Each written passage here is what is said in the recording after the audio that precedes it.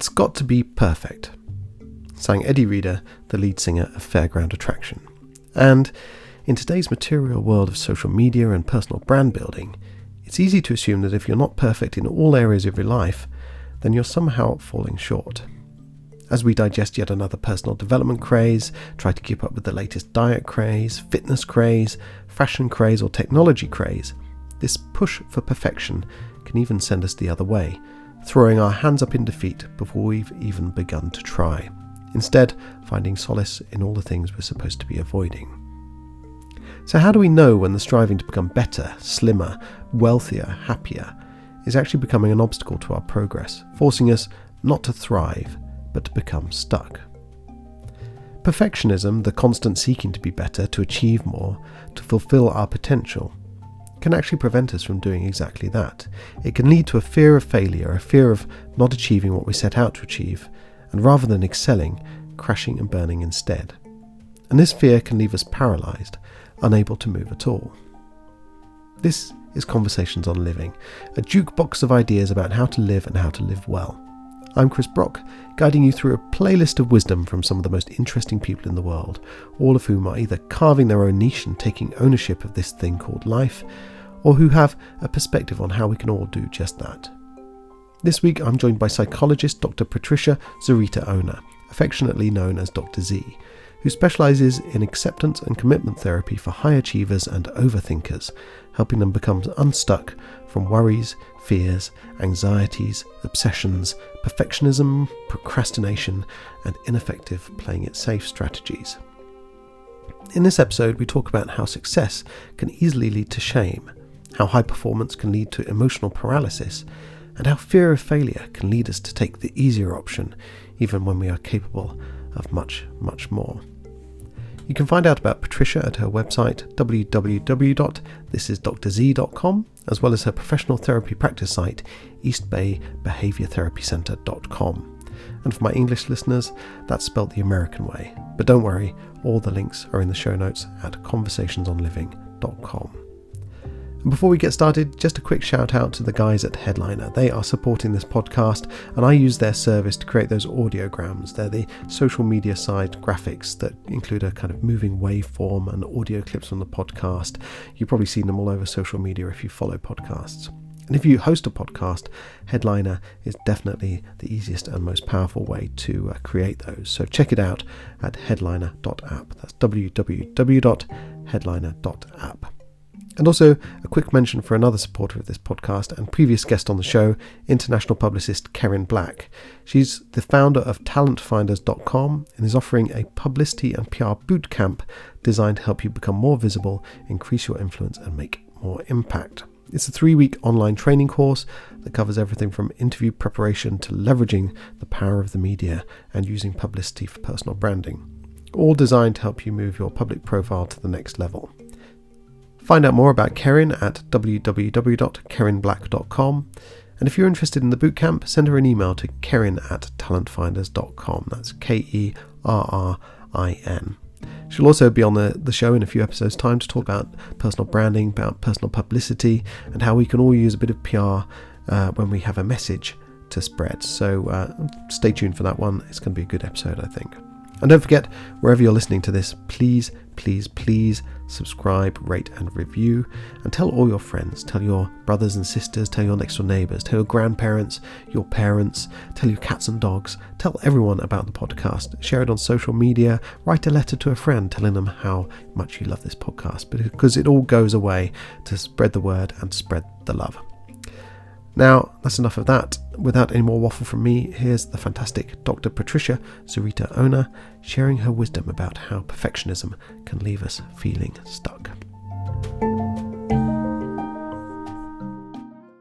So, Patricia, Dr. Z, thank you for joining us on the podcast. You are a specialist therapist. You work in acceptance and commitment therapy, which is ACT. And you deal with people who have, well, they're high performers, aren't they? But they have fears and anxieties and all kinds of issues that are getting in their way and stopping them from achieving what they want to achieve. And they're essentially stuck. So first of all, maybe a bit of background. How did you get into this? Where did your interest in this kind of work come from? Well, first, thank you for having me. It's just nice to chat with you. And I, the background story is that I have my own history with anxiety and with fear-based emotions. I was born in Bolivia in South America in the midst of the dictatorship. My country had like maybe five, six military dictatorships. And even though I didn't witness violence firsthand, the idea of having to be afraid of something bad happening to you or the people that you love, of your family, it was constant when I was growing up. So I think there is that variable, right, in my history. And also, as a person, I have traveled with a collection of fears, right? Fears about making poor decisions, choosing the wrong partner, making a fool of myself. So on the one hand, I have the direct experience of how fear-based struggles can lead us to overthink and stay in these rabbit holes of thinking over and over, and how it can really shrink our life. So I think in my work, I am very passionate about helping, working with anyone who is stuck because of overthinking problems driven by fear. And in some way, that has become my niche, my passion, and the focus of my clinical and coaching work.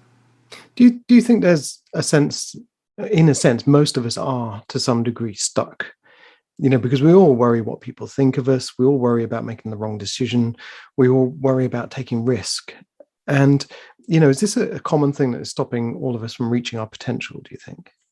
Yeah. The way that I think of this is that when we think about fear-based struggles or all types of fears, I think of them more in a continuum. I think in our lives we navigate, from on one side we can handle them effectively, and other times we get stuck. I do think that it's a human experience to deal with fear, anxiety, and worries.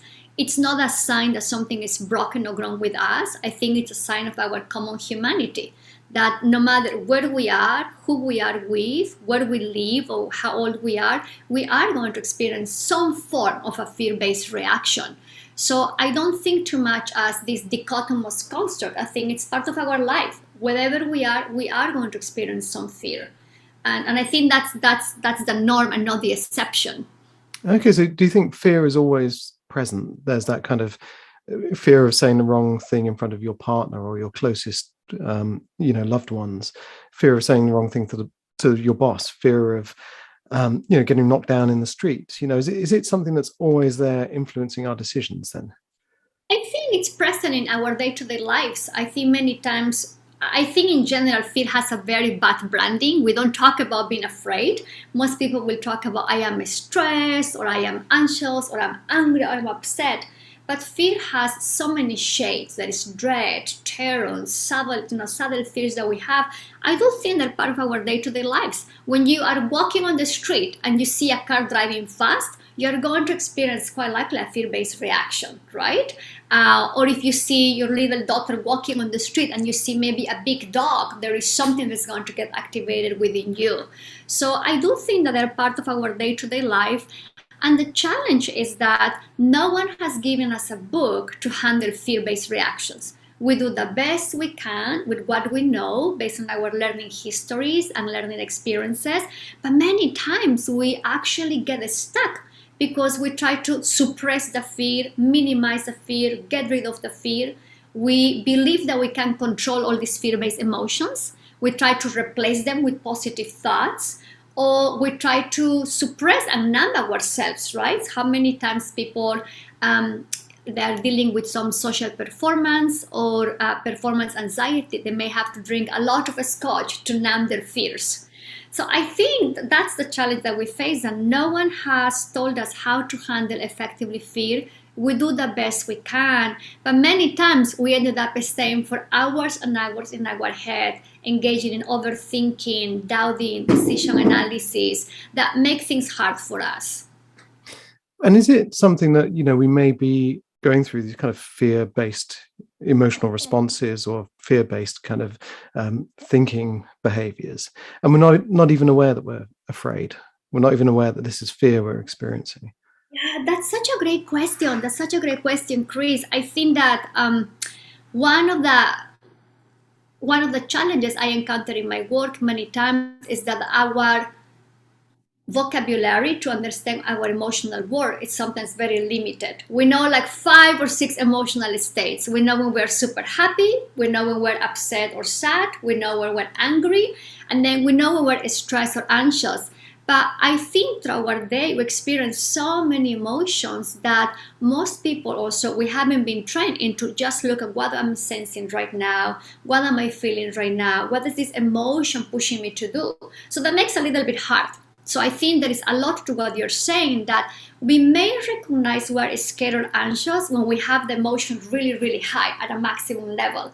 But throughout our day, there is these micro moments of fear that we experience that are very subtle, right? Those are the ones that I think we tend to ignore. We tend to ignore and we tend to minimize such time. So we're not in touch with them, which makes it hard to make a change if we're not aware of what's happening in our body, or what we're sensing, or what we are feeling.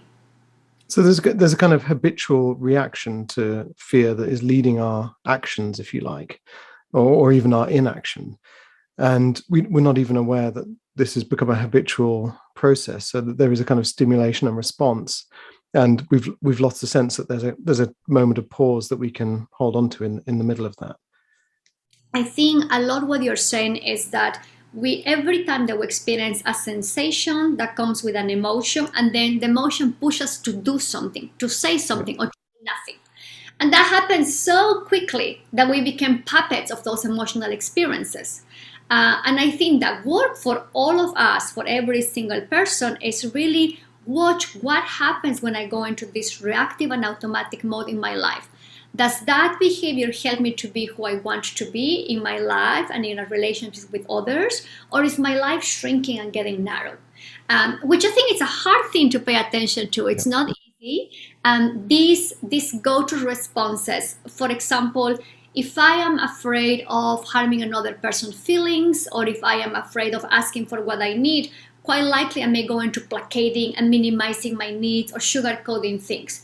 And if that response becomes habitual, and I haven't done it hundreds of times, imagine how challenging it's going to be to make a shift, to start asserting what I need, to start asking for what I need. But I think that's the real work, to really step back, zoom out a little bit, and check, what is this emotion pushing me to do? And is that action consistent with how I want to be or not? It sounds easy, but I think it's really, really hard.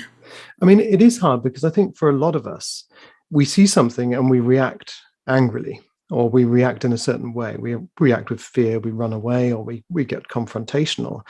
And we don't necessarily connect the fact that, we say this stimulus has made me angry, or has made me afraid.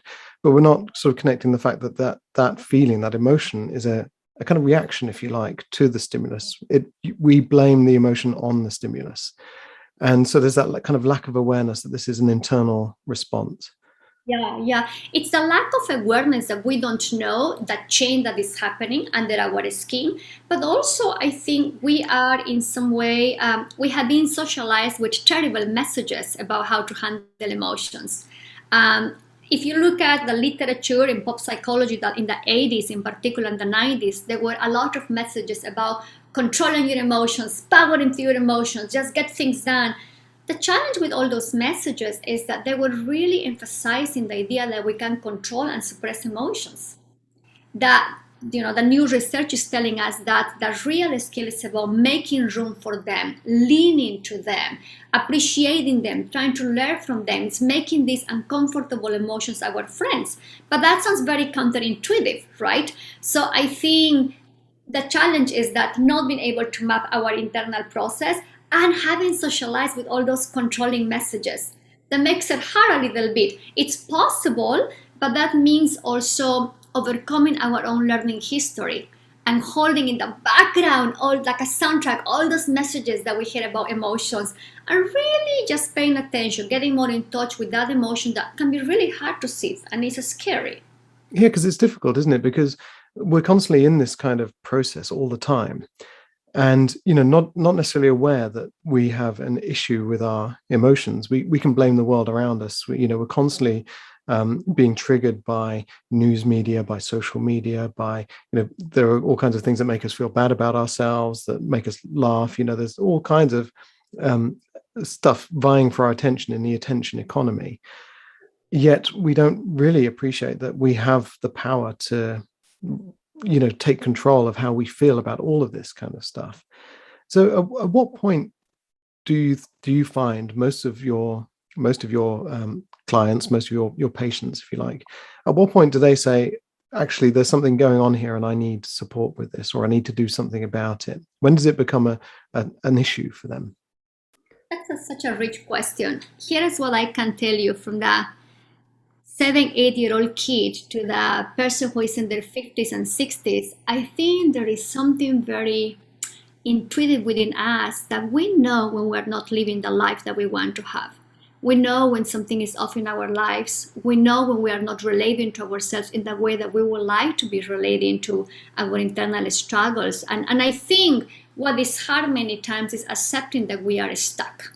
I think if we look within, we know when something is a little bit off. We know when we experience a stuckness. We know when it's hours and hours in our head, when we cannot sleep, when we cannot connect with others as we want to connect. I think it's human experience to know this when we are stuck. The challenge is that how are we willing to ask for help? Are we humble enough to say that I am stuck and I need to do something different? But I think for almost with any person I have worked with, and when I look at my own life, we know when something is a little bit off. Yeah. I think, but it's just hard to acknowledge that, right? I think it takes a lot of humility to actually look within and say, I'm not living the life I want to be. There is something I'm doing with my connections that, I don't feel connected with others. Do you think it takes a kind of, you talk about humility, does it take a crisis of confidence or reaching a pain point where it becomes too unbearable to then actually say, I need to deal with this now. It's time to kind of, if I don't deal with this, I'm never going to progress and I'm going to stay here, at the very least, stay here forever. Yeah. I think, it's one of the things that sometimes humans will learn when we actually reach rock bottom, right? When it's really, really, really hard and we realize, okay, something has to change. I wish it wasn't like that, but that's just something that, yes, it is true that once we experience so much pain, whether that's sadness or depression, and then that lasts for X amount of time, somehow that's the moment that we know that we want to make a pivot, that there is something that we want to work on, right? So I think it takes a lot of humility to ask for help and to acknowledge that we are stuck. I don't think it's an easy process to do, an easy decision that we all make. I think it's extremely powerful, but it's sensitive to be in that spot. Because you deal specifically with high achieving professionals who have come to a certain point and I guess they can't progress any further because of some of the roadblocks that they're kind of putting in their own way. Mm-hmm. And I can imagine a lot of these people, they're not lacking in confidence. So what brings them to you when they're kind of at that point? Yeah, I think you're tapping into something very interesting. And in my experience, many times, I think it's the paradox of human struggle, right? That we look at everyone in the street and everyone looks fine, having a good life, right? They have a dog and a white house.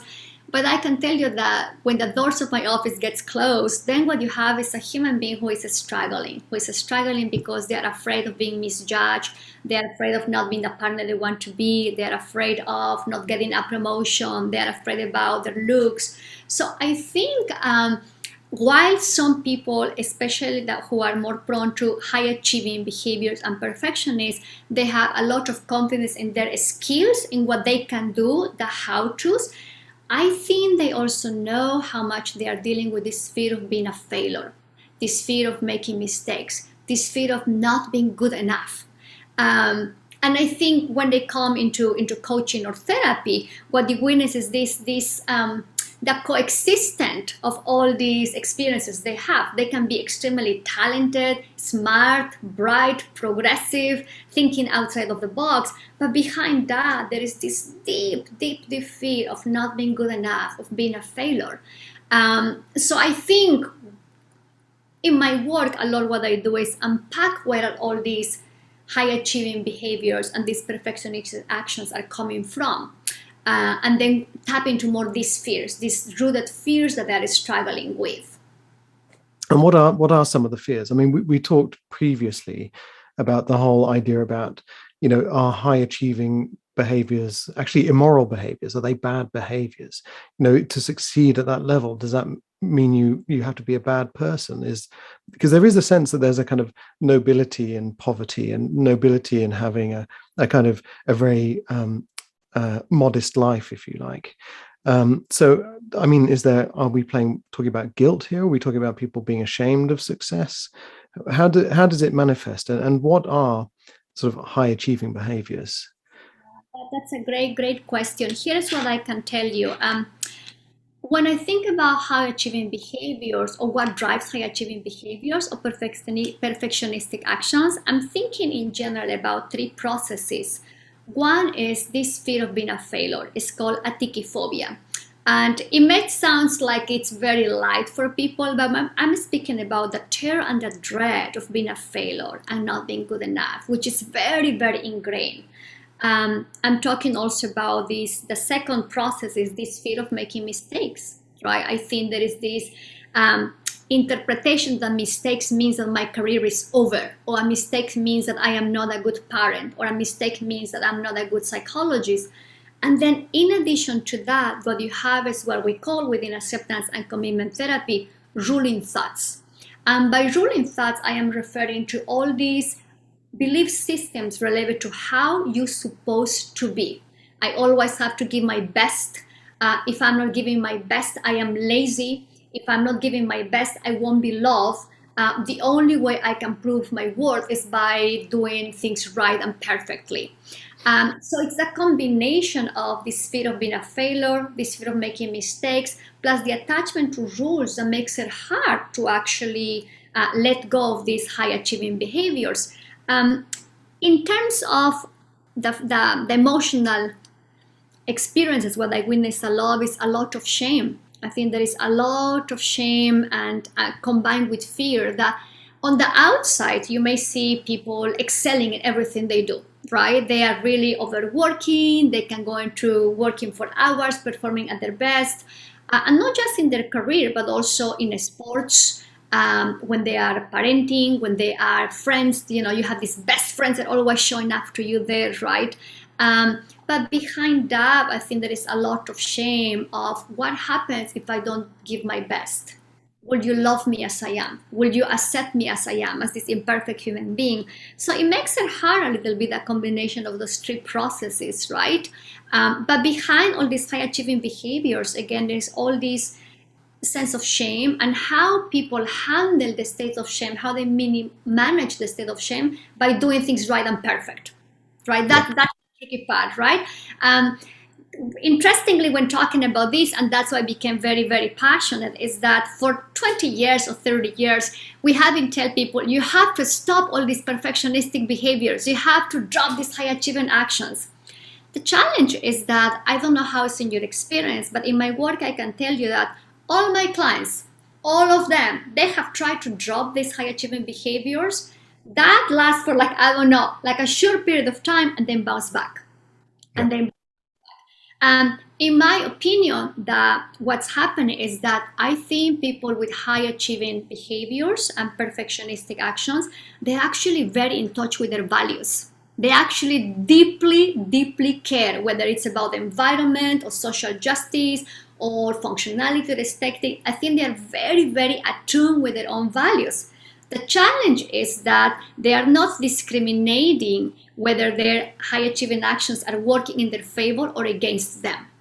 So my frame is usually, instead of asking people, let's drop those high achieving behaviors or demonize them, is to help people to acknowledge that, of course, because they deeply care, they want to do things right and perfectly.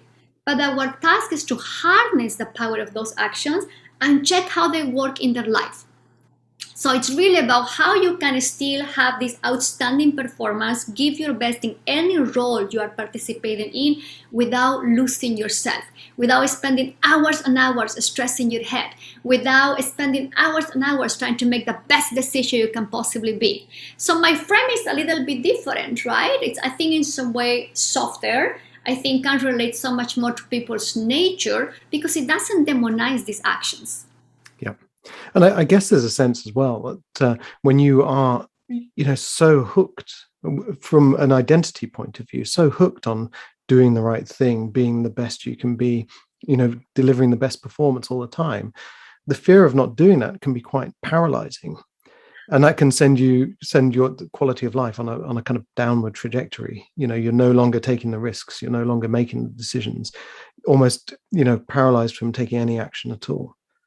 Yeah, I think you're raising something very important here is that it is true. I think in my work, what I have witnessed is if we can help a person to distinguish when their perfectionistic actions are working in their favor or not, a new sense of themselves is going to be morphing, right? I think we don't have to necessarily challenge that, which is also very consistent with ACT, right? In other approaches, we may think that you have to change your internal world to live differently. Within ACT, we're actually saying the opposite, right? You can start figure out what matters, figure out your values, start living your values with your feet, your hands, and your mouth, with your actions. And then what happens when you do that? You start developing experiential knowledge of yourself that is very different. I think takes time. We're speaking that most people who are prone to high achieving behaviors, they have years of experience doing things right and perfect and managing the states of shame by doing things right. So I think takes time, but certainly making the pivot will also come with a new experience of who they are, which is beyond doing things, right? They learn that they don't have to be defined by those actions, but that's not something that happens from one day to another day. I think as many things, the process to actually step back and look really who I am without the doing, who I am without pursuing all these things right and perfect all the time. Do you ever get clients who come to you, and I'm speaking from kind of personal experience a little bit, who they're so afraid of failing at something that they don't try at all. So they put in a poor performance because they think, well, if I put in 100% and I still fail, then I really would have failed. But if I don't try and I fail, then it's not really a failure. Yeah, it's a catch-22. What I invite my clients many times, or for any person that is going to listen to our podcast or watch this video, I will invite you to notice what your mind is doing in those moments.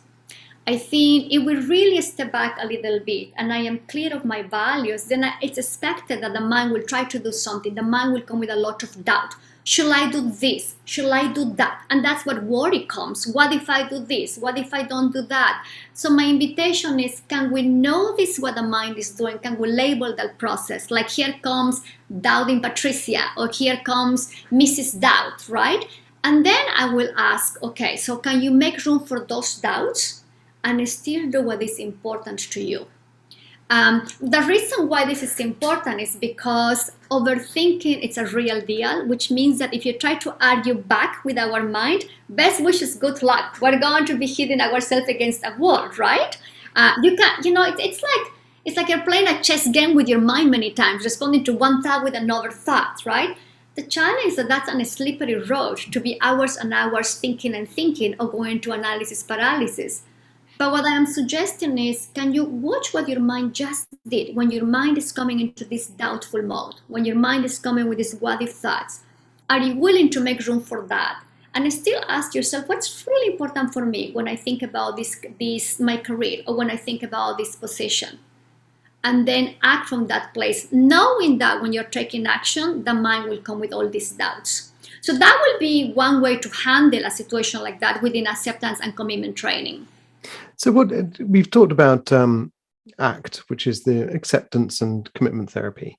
So can you give us a kind of quick breakdown of what that is and how it differs from other types of, CBT and other types of therapies? Absolutely. So acceptance and commitment training is a type of cognitive behavior therapy. But what is very unique to ACT is that it's extremely focused on helping a person to figure out what really matters to them, what speaks to their heart, what are their personal values.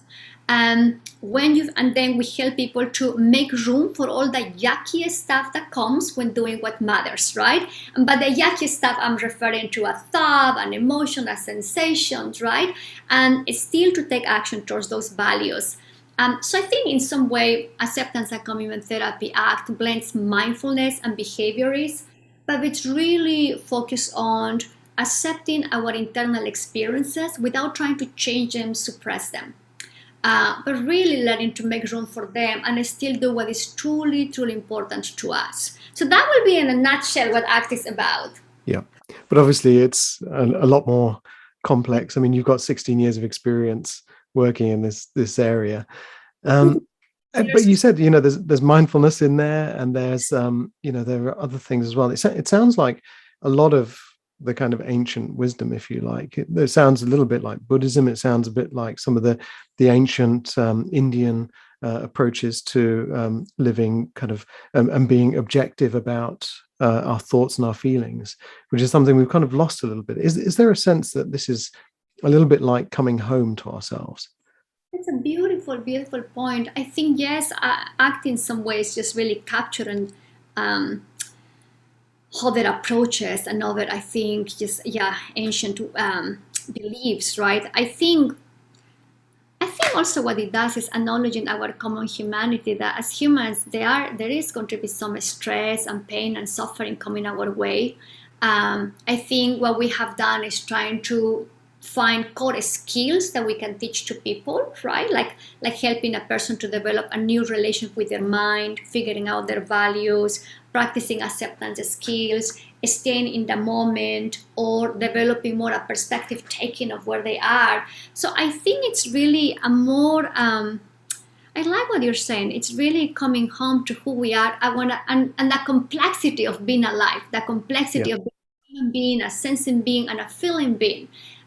Without getting trapped into old messages about humans, we're supposed to be happy and bubbly all the time. My life has to be perfect, right? So I think in some way ACT is this counter movement that acknowledges no, humans are going to have terrible thoughts about themselves, and they are going to be judgmental about themselves and others, and they are going to experience anxiety, panic, obsessions, and worries, because that's what comes with the business of being alive. There is a sense, and I meditate, I practice mindfulness, those sorts of things. And there is a sense of it is about kind of coming to terms with the way life is. I'm feeling down today. Well, let's just, allow that and let it be. And if it tells me something about myself and how I can kind of change the way I react in certain situations, then that's a useful thing to get out of it. But this kind of letting go and just being and accepting kind of goes a little bit against the whole idea of kind of being a high performer and making big decisions and acting. So how do we use this kind of letting go in order to drive forward and grow and reach our goals, if you like? That's a beautiful question. Here's what I can tell you, and let's see how much I can elaborate in that question. It's a great question. I believe that in the work specifically of people who are prone to perfectionism and high achieving behaviors, there is a sense of self that gets developed, measured by what you do, how much you do, and how well you do it. And certainly that's one way in which people experience themselves. But the thing in that work, when we really look at, you're working so hard to get things right, because that's one way in which you manage this fear of being a failure. Let's take a look to how you can actually make room for that fear of being a failure, still do what is important to you without losing yourself. So I think in that process, the next level of question is, who are we without the doing? What is left, for each one of us without having to rush this marathon of getting things right and perfect? And I think that is an ongoing reflection that people start having, not too much by, I think it starts by having this experiential knowledge, right? When they notice that, okay, I have this dilemma, right? I want to be the best friend possibly for my friend whose wife just passed away, and I have this other project at work, right? Which one am I going to choose? And how in life many times they're going to be making tough choices, because it is humanly impossible to have a perfect performance in all our life domains. Something is going to fail, so we have to drop something. So I think when people start making, and this is perhaps one extreme choice, but I think when people start making different types of choices of accepting that in this area I want to excel and give my best, and this other area I'm going to be okay with a good enough. Okay, between quotes. I think when you start approaching tasks, projects, and situations with that frame of mind, looking at works with the idea you don't want to lose yourself, you can still excel in the things that are very important, but other areas you may have to let go. People develop a new sense of who they are without rushing to perfection or pushing for perfection all the time. And I think the narrative is very different for each person. I don't think it's going to be a unique response to that. What I can tell you is the feedback I have here from my clients is that their lives became much more richer and fulfilling when they are able to discriminate and make choices, because then they have much more energy and actually much more excitement and energy to do other things that are important to them, because they are not constantly exhausted and tired of pushing all the time, right? So I think there is that shift that actually helps them to really experience themselves differently. Is there a sense that you become a kind of a director, if you like, or a editor of your life in a way, and you kind of say, right now I need to be 100% over here, so that means I need to be 60% over here, but that's got to change. There will come a time where I will need to change that focus onto something else, and it's this constant readjustment of where our energy is going. Yeah. And that's what is a little bit hard, right? That's why it's a little bit hard, because I think the challenge many times, think about that a person that is prone to perfectionist, and I'm one of those people, you're very attuned what is important to you. You deeply care. You deeply care about your friendships, you deeply care about your health, so you have to exercise, you deeply care about how you eat, you deeply care about your career. But when you start making these choices, that requires a lot of flexibility and navigating. And that's really, really hard, because no matter what choice you make, there is going to be a sense of disconnection and sometimes grieving, because I am saying yes to something that matters, and I also have to say no to something that matters. And that's really, really, really hard, right? But in the long term, right, to live a life that is purposeful and meaningful, it requires that we make those choices, especially when we're dealing with high achieving behaviors. Otherwise, it's really, I think, we're looking at years and years of suffering trying to pursue what is perfect, or that feeling of perfection, and losing ourselves in that process.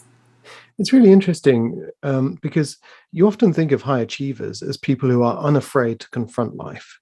Mm-hmm. But actually, I'm getting a sense that sometimes high achieving is actually avoiding pain in a way, because you don't want to deal with letting that person down, or you don't want to deal with what it means to not excel in that area. So it's kind of like a kind of conflict avoidance in a way. It is. That's what is a little bit tricky. If you look at it's very interesting. If you look at the research, and I have looked into this, people who are prone to high achieving and perfectionists, they don't come to therapy often. It's very, very interesting. Actually, it's a small percentage that comes into therapy. Sometimes they will come because of relationship problems, because their relationships are affected with their partners or significant others or their families.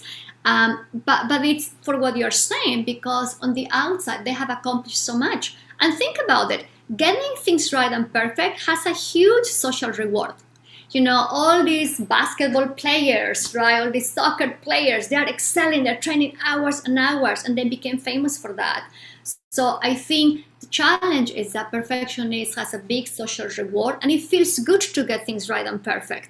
Yeah, absolutely. It's not a sustainable model, right? At some point, right, there is so much emptiness that comes with that lifestyle if it's not addressed a little bit. Is there a danger that when you're pushing so hard, you talk about this emptiness coming, that your identity is attached to being perfect, but you actually lose sense of who you really are without that, and all of this kind of perfection, all this high achieving, all of this kind of hard work actually turns into a crutch, because you don't have anything to really identify with anymore. That's true. I think what I have witnessed often is that for those clients that came into therapy, that the driver was the relationships. It's Think when you are achieving perfection and pursuing that feeling to manage your own fears of not being good enough, to manage states of shame, because the relationships get affected, and also because in relationships it's really really hard to be the perfect partner, right? Even though you're very clear of your values and your morals, if you want to say that, it's really hard to be the perfect partner. The game of a relationship is that people disappoint us, we disappoint people. So it requires a lot of flexibility and acknowledgement that there is a lot to work and to readjust and to sit with discomfort, which actually is really, really, really hard, right? Because perfectionistic actions, as you well said, they are more like a crutch. I don't want to face my pain. I don't want to stay too long with this fear that I may be a failure. I have to power through.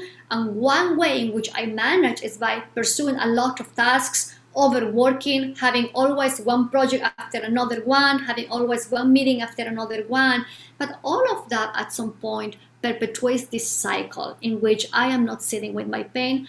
And then the pain gets bigger than us many times.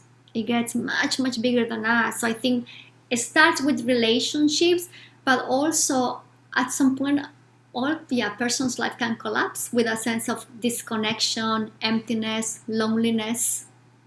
I mean, this was a big deal in the 80s, I guess, when the kind of stocks and shares, the what was it called, greed is good, all of this kind of stuff.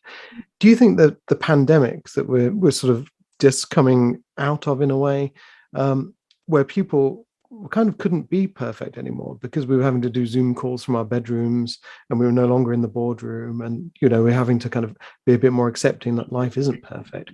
Do you think it's had a kind of therapeutic effect on people, or do you think it's made the problems worse? Yeah, that's a great question. I think on the last 10 years, I will say the messages about high achieving or high achievers have also changed. We have all the messages from Brené Brown, for example, right? Tara Brach. So I think the social messages, the social narrative has shifted. The challenge a little bit, we needed that shift, right? Because before it was just power through, get things right and perfect, you will get a good promotion, blah, blah, blah, blah. So, but we know that to be human is to err and to be imperfect. So I think we have here those messages much louder than before.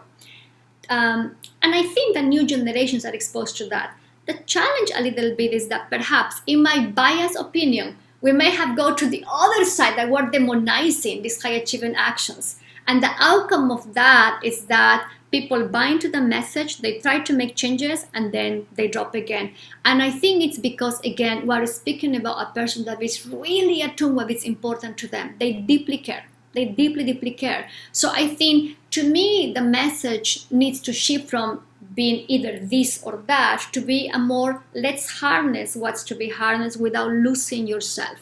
Something that acknowledges a person's predisposition to deeply care about things without pathologizing or judging that as a negative thing. I think the messages of it's bad, you shouldn't do anything right and perfect backfire too quickly. So I think perhaps with time the new narrative is going to be more flexible and not too much either or black and white. But I think we are witnessing that a shift, and I think the new dynamics of COVID and going to a global pandemic and our relationships also be constricted, right? Perhaps they have led people to a more self-reflective space in which we're really reanalyzing how we're living our lives, what is important to me. If there is a silver lining from COVID, from the time that we have been living, is that we may have had extra time to reflect. So I think on that sense, there is maybe a reevaluation of what is important to us and how we want to show up in this world.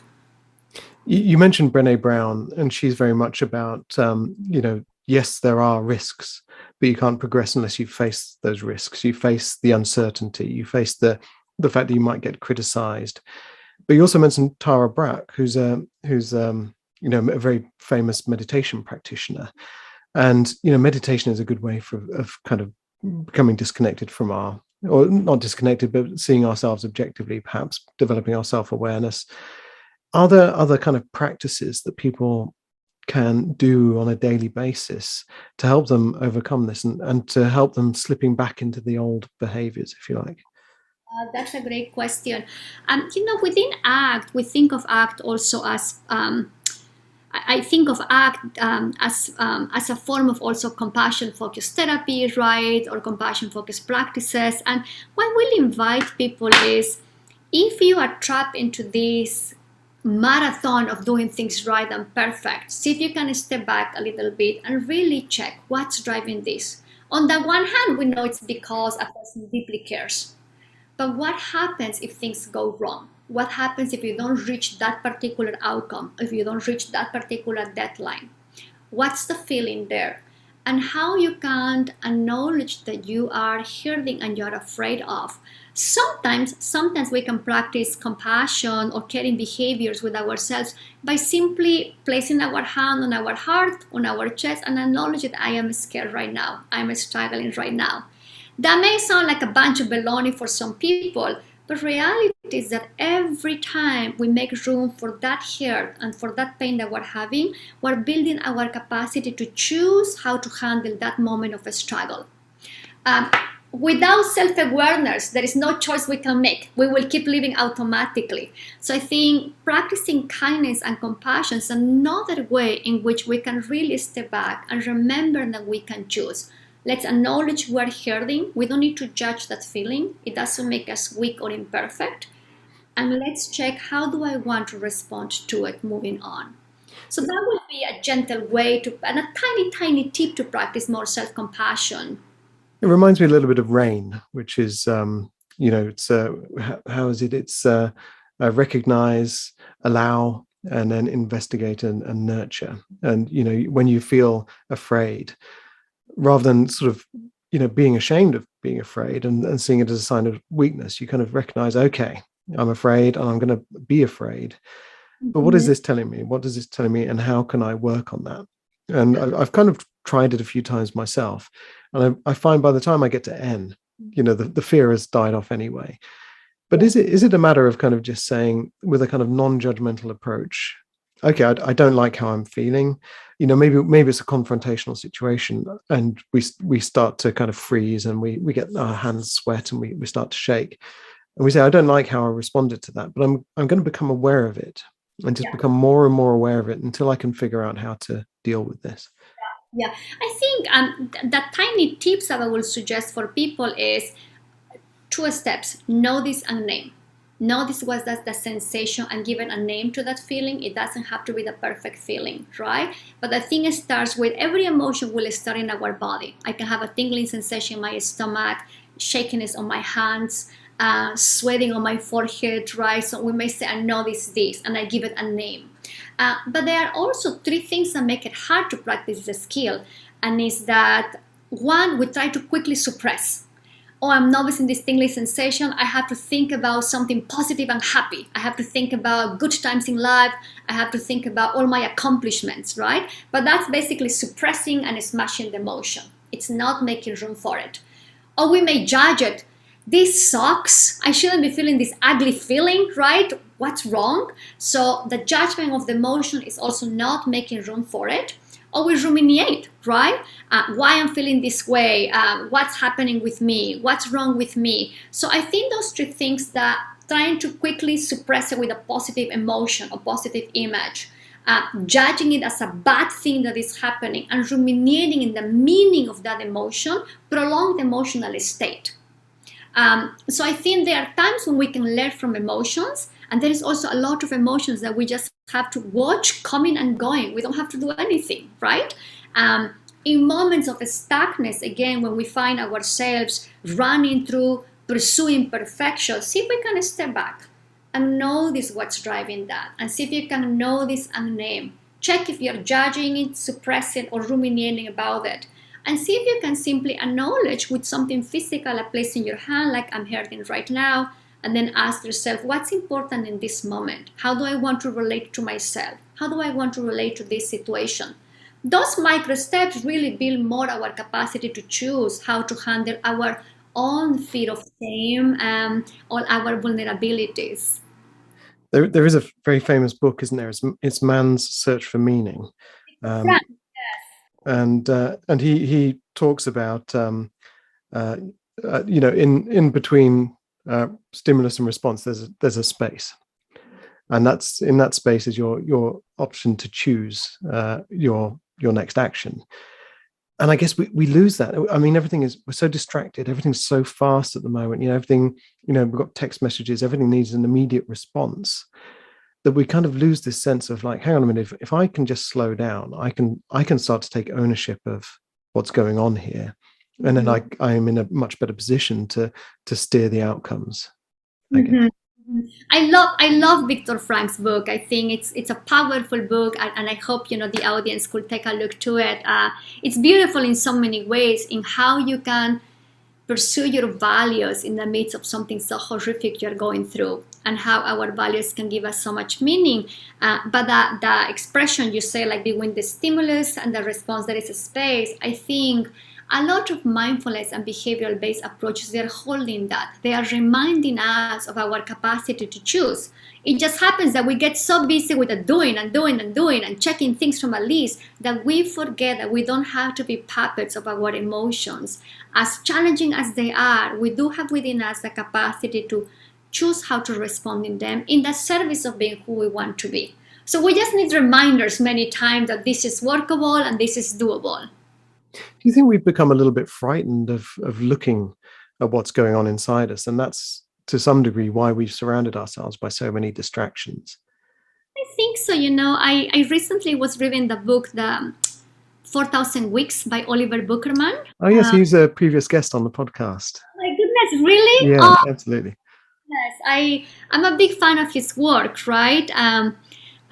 There's another book that he wrote, The Antidote to Positive Thinking.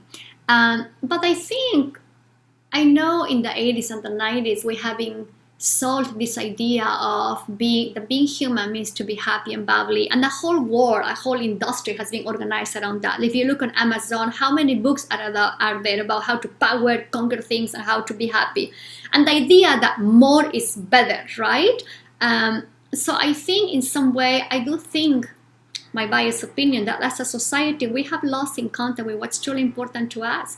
I think we have forgotten that less is more, right? That living a life of values doesn't mean accumulating or hoarding things. And we have become scared of looking within.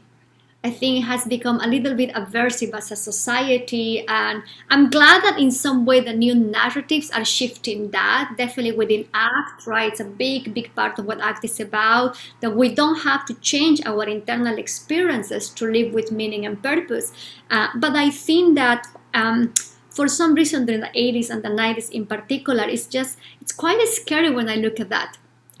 We have disconnected from what's our essence, right? And our essence many times is to be struggling and to be having panic attacks and awful anxiety that comes, right? So I think now that's shifting, and we still have a lot of work to do around that.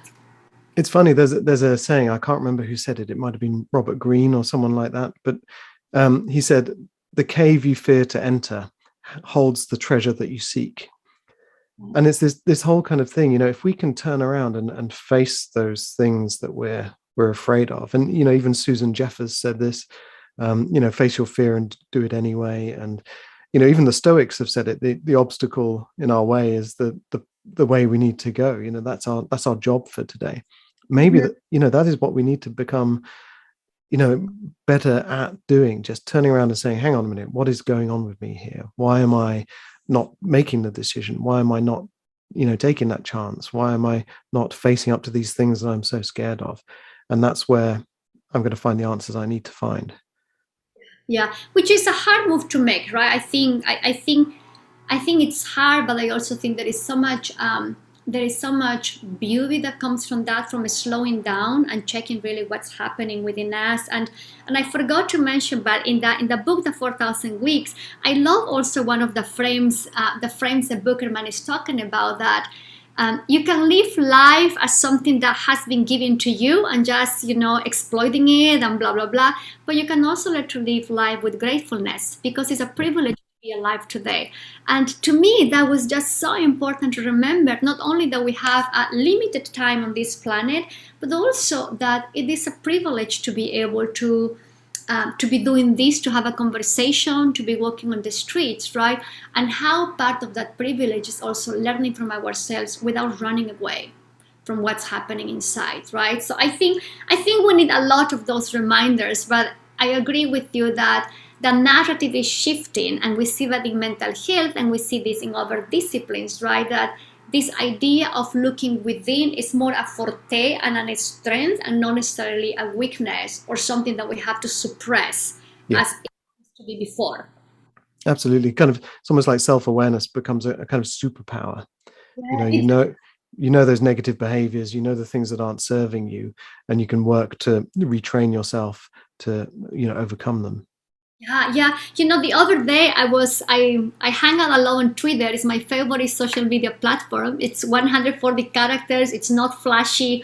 And I think I wrote something along the lines that without self-awareness, there is no choices we can make. And I think it's pretty powerful in the sense that if we don't slow down and we don't step back from our day-to-day lives or from all the business that we have through, all we have is a life that is happening to us. We're not building the life that we want to have. But you cannot build the life that you want to have without looking within, right? It's like making choices and having and being who we want to be comes with that, which I think can be hard and extremely beautiful at the same time and very powerful. It's very empowering, isn't it? It's almost like saying, where you are today is the result of all the decisions you've made, right or wrong. And so, you can kind of say, okay, these are my failures, and I take ownership of those, because if I take ownership of my failures, I can also start to take ownership of my successes. Mm-hmm. And that's when you suddenly realize I'm the author of my existence. I get to choose now. And I think that's a very powerful thing. Powerful. It reminds me in one workshop years ago, we did a resume of our failures and mistakes, right? It's a classic exercise many times in different approaches, but what about looking into that, the things that we mess up, the things that we did wrong, and just noticing how much learning may or may not have been happening for us, right? But I think self-awareness is really this capacity to reflect on our learning histories, our experiences, and what really drive us to do what we do, to say what we say. I think to me it's the quintessential skill of the 21st century. Without that, I don't know what is left for us. I think it's a very important skill as well, because our behavior is being kind of manipulated. We're constantly being told what to think, how to act, how to behave. Ergonomics and usability and UX is trying to guide our behavior. The media is telling us which politician to vote for. So to be able to actually be aware of kind of like, hang on, is this me now?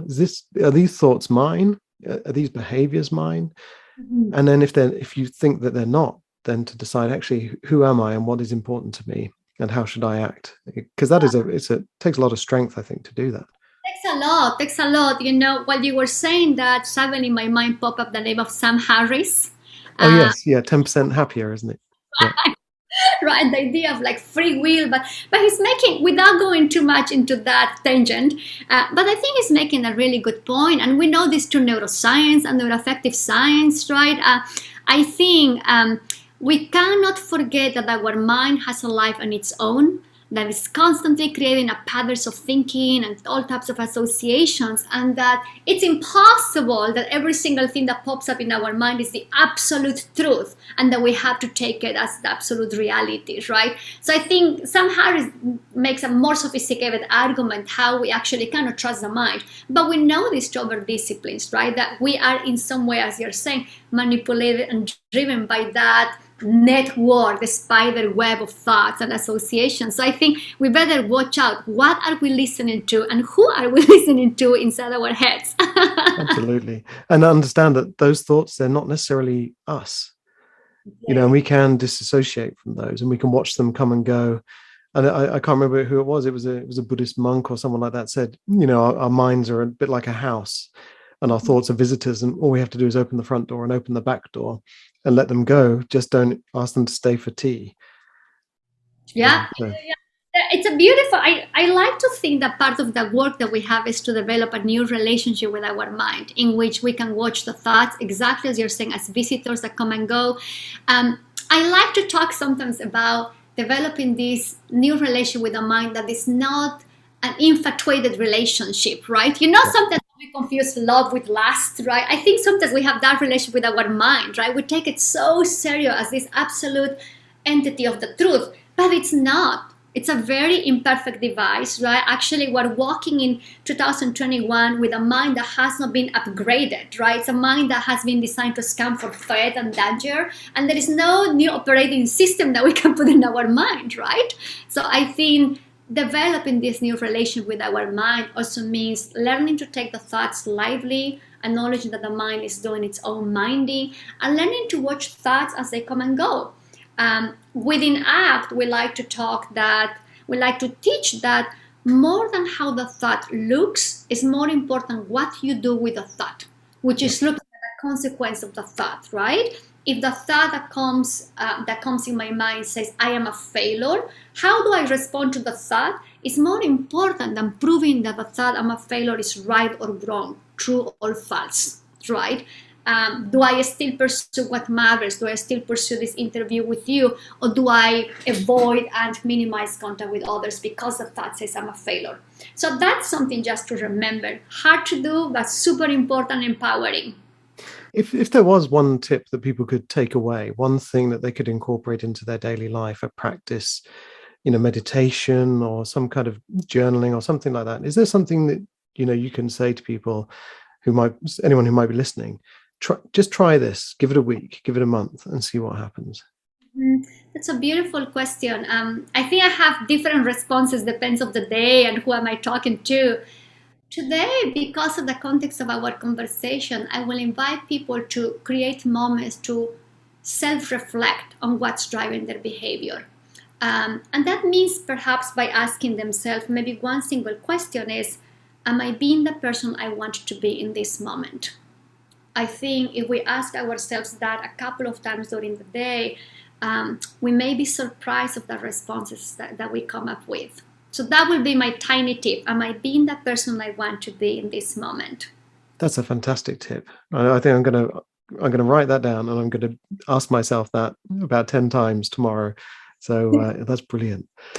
So if people want to find out more about you and ACT and some of the things that you offer, you've written multiple workbooks for anxiety, OCD, emotion regulation, and you've got a new book coming out on perfectionism this year. Where can people find out about that? And also, what's the book about? Yeah. Well, the book is about how to harness the power of perfectionism and how a person can be themselves, do things their way without losing themselves in the process. I have, again, as I have mentioned, right, I don't think we have to demonize perfectionists as either good or bad.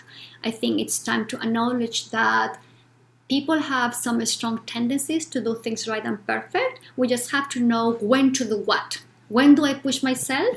And and when it's good enough, right? And I like to talk about, in the workbook, I teach people how to play the workability game, right? How you actually can do what works to be who you want to be. So that's the whole book. It's not necessarily a workbook. It has every chapter, I think 52 chapters, very short chapters, 2 to 3 pages, but each one of them has a micro exercise. And a micro exercise has usually 1 to 3 micro skills, all ACT-based, with some flavor of decision-making theory also to check if you're a satisficer, maximizer, a little bit of stress management, a little bit about how to handle the unpredictability and uncertainty that comes to all of us. So it's all ACT-based. I hope it's helpful to people. It's ready for pre-order on Amazon. And besides that, I'm usually in Twitter. It's really my favorite social platform. I'm not big into social media, but Twitter is the one that I do. And my website is thisisdrz.com. Okay. And for people who are interested, I have created a questionnaire that helps people to identify how they are playing it safe. Because I think, going back to our initial conversation, all of us who experience some form of fear-based emotion in our day-to-day life, and we handle that sometimes very effectively and sometimes not. And sometimes we play it safe by engaging in thinking patterns or patterns of action that keep us stuck. So in this questionnaire, people can see which strategy they are using that is keeping them stuck. So that's something for people interested. It's all on the website. thisisdrz.com. The easiest way to find me is there. Fantastic. And what's your Twitter handle if people need to find you? Question. I'm just looking at it right now. I will tell you because I don't know from the top of my mind. It's Dr. Z-behaviorist. Behaviorist. Okay, fantastic. And I will put links to all of this on my website, on the show notes, all of that kind of stuff as well, and a link to the book as well if people want to pre-order. So, well, that's brilliant. I've really come away with quite a lot there. I feel like we could have gone off in a lot of different directions, but just that one question is very powerful. Am I being the person I want to be right now? And so I'm gonna go and think about that. I'm not going to ruminate. I'm going to go and just mull it over and explore it and see how I can use that to serve me. So thank you ever so much for your time today and for your wisdom. It's very much appreciated. Please, thank you so much. I'm a big fan of your podcast and the work you're doing. So I really appreciate your thoughtful questions, and I hope we can do this again at some point. Yeah, that'd be fantastic. Thank you. So there you go. That was me speaking to the amazing Dr. Patricia Zurita Ona. I hope you enjoyed that conversation, and I hope it encouraged you to be a bit more courageous perhaps, and also stop putting too much pressure on yourself, because that can actually have the opposite effect of what you desire to achieve. So find out more about Patricia at her website www.thisisdrz.com, and also on her professional practice site eastbaybehaviortherapycenter.com. And like I said, all the links will be in the show notes at conversationsonliving.com. Just a quick word about sponsorship. We have sponsors on this podcast. It helps us to keep the wheels turning and to keep the machines all ticking over. The data center here behind me is running at full whack, and the electricity bill for that is quite huge. So we do have sponsors for the show, and if you would like to align with us and sponsor the show if it's relevant, and if you would like to have your name, your brand attached to the show, then do get in touch. You can find all our contact details on the website conversationsonliving.com. Don't forget to rate, review, subscribe, because it all helps our visibility. And we've got some amazing conversations coming up in the next few weeks. We're going to be speaking to Sue Stone, the author and television presenter and secret millionaire. We're going to be speaking to, we've got a really interesting double episode about ultra running. We're going to be speaking to a professional ultra runner, and also speaking to someone who's just done their first ultra marathon, and talk about the whole process of getting into it, why you get into it. And you might think this is a bit of a tangent for the podcast, but actually it is quite relevant. We all have things that we do that bring us value and make us feel better about ourselves, help us to kind of keep going through life. And ultra marathon running is something that I find very, very intriguing indeed. So keep a listen out for that. We're going to be speaking to organizational therapists. We're going to be speaking to life coaches. We're going to be talking about how you can use your story, whatever that might be, to drive your success. All kinds of interesting topics coming up on the podcast. So stay tuned, subscribe, and also sign up to my newsletter. It's on the website. I send it out every couple of episodes, just as a reminder of what's been happening and what's going on. So do that. And there are also some free downloads as well that you get for signing up. All right, I hope you enjoyed that. Stay tuned for more, and in the meantime, have a wonderful day.